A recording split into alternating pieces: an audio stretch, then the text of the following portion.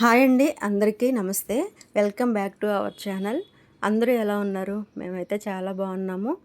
మాకు సపోర్ట్ చేస్తారని అనుకుంటున్నానండి. ఎందుకంటే ఈ ఛానల్ ఎవరైనా ఫస్ట్ టైం చూస్తున్నట్లయితే ఖచ్చితంగా సబ్స్క్రైబ్ చేయండి. అలాగే నా వీడియోస్ని లైక్ చేయండి. నేను ఈరోజు మేక తలకాయ మాంసం అయితే చేస్తున్నాను. మేక తలకాయ మాంసంలో కన్ను కూడా వేశారండి. మరి కన్ను తింటారో తినరో అయితే నాకైతే తెలియదు. నేనైతే తీసేస్తున్నాను పక్కకి. నేను ఎప్పుడూ వండలేదు ఇలాగా. ఇది క్లీన్ చేసి పెట్టుకున్న తర్వాత ఇంకో చూడండి, ఇంకెక్కడన్నా ఏమైనా ఉన్నాయేమోనని చూస్తున్నాను. వెంట్రుకలు ఉంటాయి కదా, అలాగేమైనా ఉన్నాయేమో అని చూస్తున్నాను. నేను ఫస్ట్ మ్యాగ్నేట్ చేస్తున్నాను కర్రీని. ఎందుకంటే మ్యాగ్నేట్ చేసి మనం వండుకుంటే కర్రీ చాలా బాగుంటుంది. ఒక 3 స్పూన్ల కారం వేసుకోండి. ఉప్పు అయితే తగినంత వేసుకుందాము.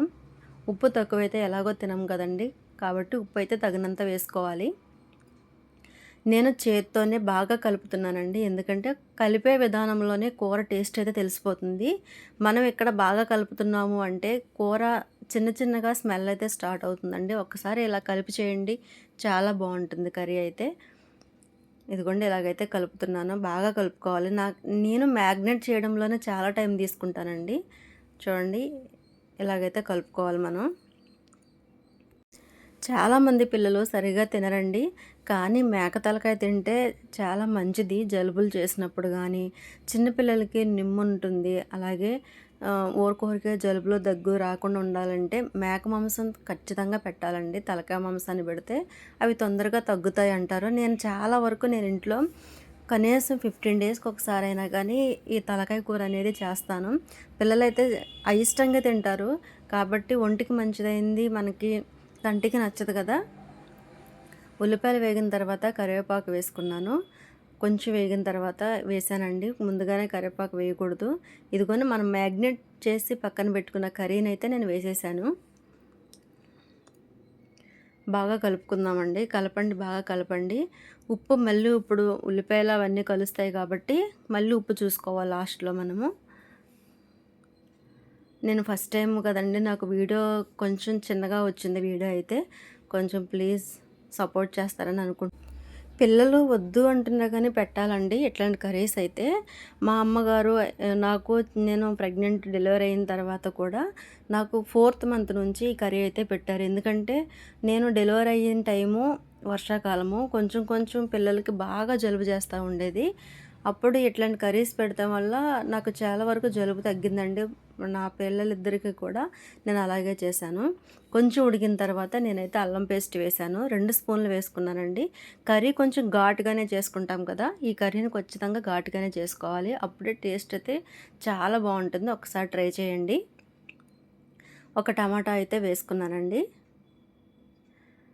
మీరు కూడా నాతో మీ మెమరీస్ షేర్ చేసుకోండి. ఎందుకంటే మీ డెలివరీ టైంలో మీ మదర్ మీకు ఏదో పెట్టే ఉంటారు కదా, ఎట్లాంటి కర్రీస్ ఏ టైం నుంచి పెట్టారు అనేది కూడా నాకు చెప్పండి. నేను పసుపు, కారం అన్నీ వేసేసుకున్నాను కదా. నేను కారం అయితే మ్యాగ్నేట్ చేసేటప్పుడే పెట్టానండి. ఎందుకంటే ఇప్పుడు వేయడం వల్ల పసుపు ముందు వేస్తే ముక్కకు సరిగా పట్టదని అమ్మ అంటూ ఉంటారు. నేను మసాలా దినుసులు అన్నీ వేసేసి కొంచెం వేపుకుంటున్నాను. నేను అప్పటికప్పుడు తయారు చేసిన మసాలా అయితేనే కూరలలో వాడతానండి. ఎందుకంటే టేస్ట్ చాలా బాగుంటుంది అలా వండుకుంటే. మీరు కూడా ఒకసారి ట్రై చేయండి. ఇదిగో చిన్న రోల్ ఉంది కదా, కొంచెం ధనియాలు వేశాను, మిరియాలు, ఇవన్నీ నేను మనకి కూరకి ఎంతైతే మసాలాలు కావాలో అవన్నీ వేసేసి చిన్న పౌడర్ అయితే చేసుకున్నాను అనమాట. కుక్కర్ అయితే 7-8 విజిల్స్ అయితే రానివ్వండి. నేనైతే 9 విజిల్స్ రానిచ్చాను. ఎందుకంటే చిన్నపిల్లలు కదా, మాకున్నది సరిగా తినరు, గట్టిగా ఉంటే అసలు తినరని నేను అలాగైతే రానిచ్చాను. చూడండి, కర్రీ అయితే ఇలాగుంది. స్మెల్ అయితే అదిరిపోతుందండి, చాలా బాగుంది. కొంచెంసేపు ఉడికిన తర్వాత నేను మసాలా పౌడర్ ఇవన్నీ ఇదిగోండి, నేనైతే మిరియాల పౌడర్ అయితే వేస్తున్నాను. మిరియాల పౌడర్ వేస్తే చాలా మంచిదండి హెల్త్కి కూడా, పిల్లలకి కూడా. వేయండి ఖచ్చితంగా. ఇదిగోండి, తయారు చేసి పెట్టుకున్న గరం మసాలా అయితే వేశాను. 1-2 స్పూన్లు అయితే వేసాను. కొంచెం ఘాటు ఉండాలండి ఈ కర్రీ, అప్పుడే టేస్ట్ బాగుంటుంది. కొత్తిమీర ఒక గుప్పుడైతే వేసానండి.